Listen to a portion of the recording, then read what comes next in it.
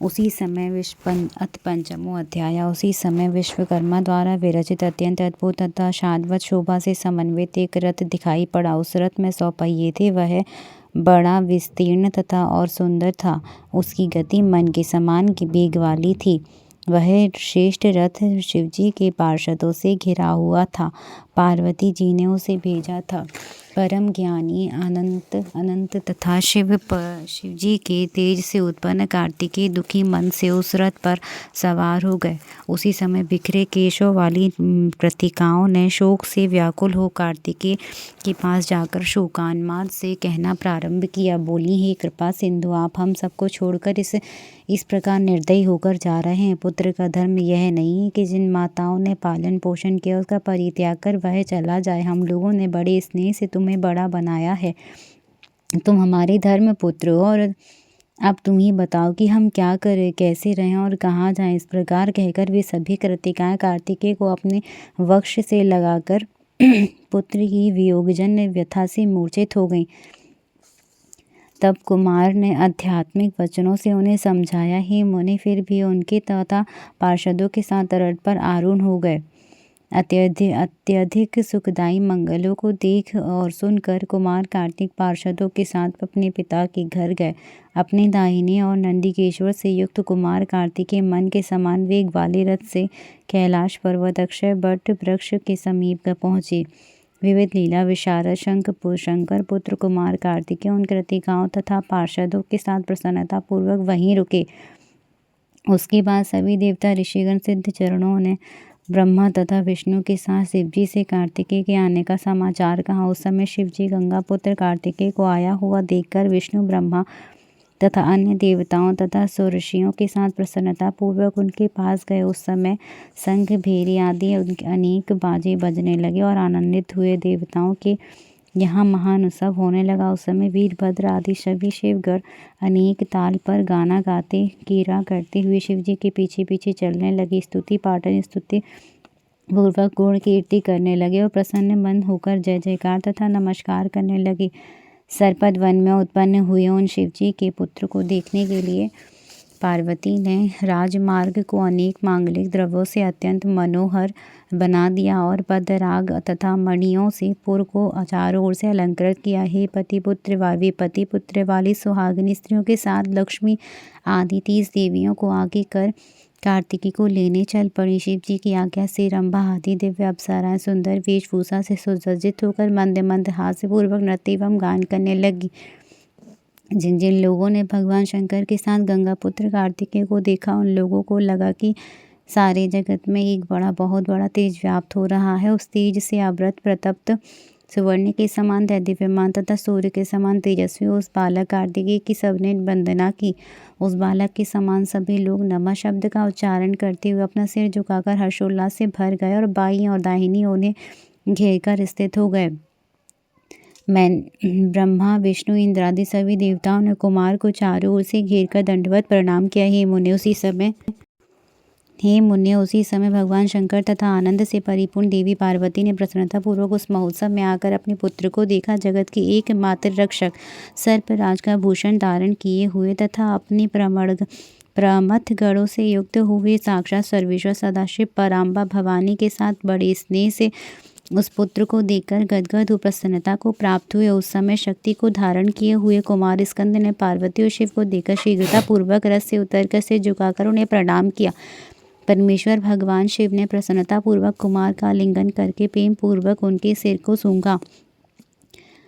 पार्वती जी ने भी आश्चर्य में पड़कर उस पुत्र को गले लगाया और स्नेहाधिक्य के कारण बहते हुए स्तन का दूध उसे पिलाया। प्रसन्न हो देवताओं ने अपनी स्त्रियों के साथ कुमार की आरती उतारी। उस समय जय जयकार की महान ध्वनि से सारा आकाश मंडल गूंज उठा। अनेक ऋषियों ने वेदों के उद्घोष से, गायकों ने गीत से तथा वाद्य यंत्रों के बजाने वालों ने वाद्यों से कुमार का स्वागत किया। कांति से दीप्यमान अपने उस पुत्र को गोद में धारण कर पुत्रवानों में श्रेष्ठ भवानीपति शंकर साक्षात शोभा से संपन्न हुए। इस प्रकार महान उत्साह संपन्न देवताओं तथा अपने गणों के साथ परम आनंदित कुमार कार्तिकेय भगवान शिव की आज्ञा से शिवजी के भवन में पधारे।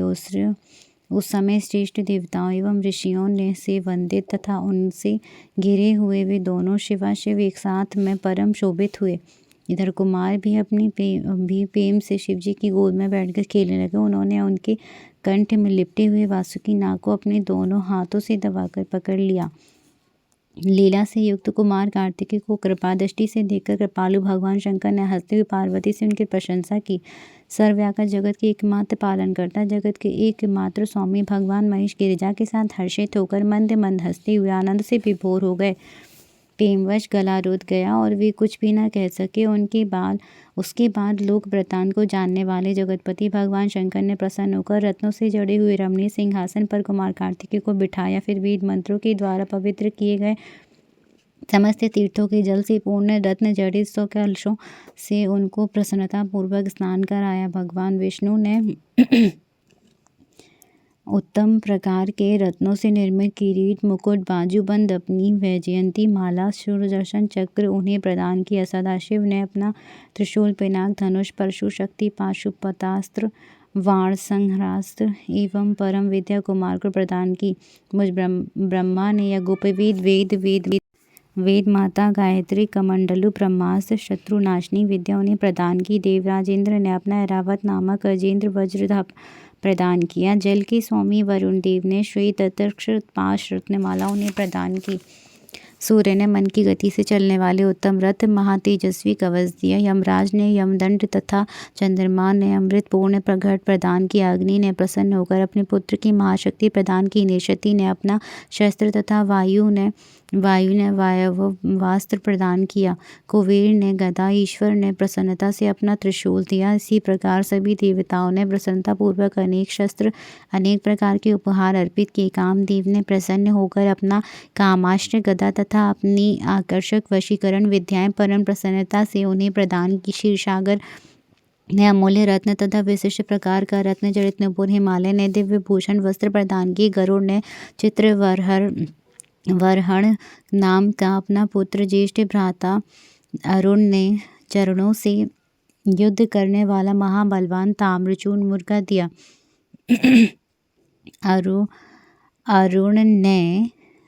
ज्येष्ठ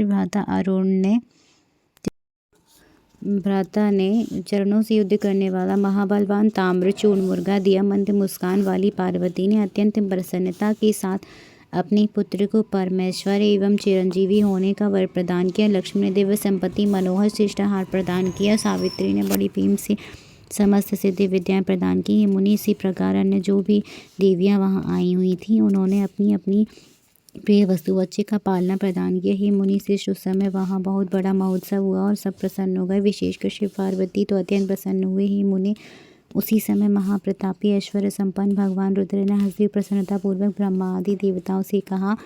बोले, हे हरि ब्रह्मन, हे देवगणों, आप मेरी बात सुने। मैं आप लोगों पर अत्यधिक प्रसन्न हूँ। आप लोग अपने अभीष्ट वर मुझसे मांगे। हे मुनि, शिव जी के इस वचन को सुनकर विष्णु आदि देवताओं ने प्रसन्न में होकर महादेव जी से भगवान पशुपति से कहा, हे प्रभु, यह तारकासुर कुमार के द्वारा मारा जाए, इसके लिए ही यह सारा उत्तम चरित्र हुआ। इसीलिए आप लोग उसे मारने के लिए आज ही प्रस्थान करेंगे। आप लोगों के सुख के लिए ही इन कुमार को तारकासुर के वध की आज्ञा प्रदान कीजिए। देवगणों के वचन को सुनकर सर्वव्यापी शंकर जी ने कृपा से विभूत होकर देवगणों के कल्याण के लिए तथास्तु कहकर अपना पुत्र समर्पित कर दिया। शिव जी की आज्ञा से ब्रह्मा विष्णु, जिनमें प्रमुख हैं, ऐसे देवगण मिलकर कार्तिकेय को आगे कर तारकासुर के वध करने के लिए उसी समय पर्वत से चले। कैलाश से बाहर निकलकर विष्णु जी की आज्ञा से विश्वकर्मा ने पर्वत के निकट ही अत्यंत सुंदर नगर की रचना की। उस नगर में विश्वकर्मा ने अत्यंत मनोहर, परम अद्भुत, अत्यंत निर्मल गृह कुमार के लिए निर्मित किया तथा उस गृह के उत्तम सिंहासन का निर्माण भी किया। तब परम बुद्धिमान विष्णु ने उस गृह में नाना प्रकार के मांगल्य कृत्य करवाए और देवताओं के साथ सभी तीर्थों के जल से उस सिंहासन पर कार्तिकेय का अभिषेक किया। फिर कार्तिकेय को सुसज्जित कर उनको प्रसन्न रखने की समस्त सामग्री वहाँ एकत्रित कर दी तथा उस उपलक्ष्य में अनेक विधि विधान तथा उत्सव किए। हरि ने प्रेम से उनको ब्रह्मांड का अधिपतित्व प्रदान किया। फिर स्वयं तिलक लगाकर देवगणों के साथ उनकी पूजा अर्चना की। उन्होंने सभी देवताओं और ऋषियों के साथ प्रीति से कार्तिकेय को प्रणाम करके प्रणाम किया और इस सनातन शिव स्वरूप उस कुमार की विविध स्रोतों से स्तुति की। ब्रह्मांड के पालक कार्तिकेय इस प्रकार सिंहासन पर बैठकर स्वामित्व को प्राप्त कर अत्यंत शोभित हुए। जय जय श्री महापुराणे हर हर महादेव हर हर महादेव 5वें अध्याय की जय हो।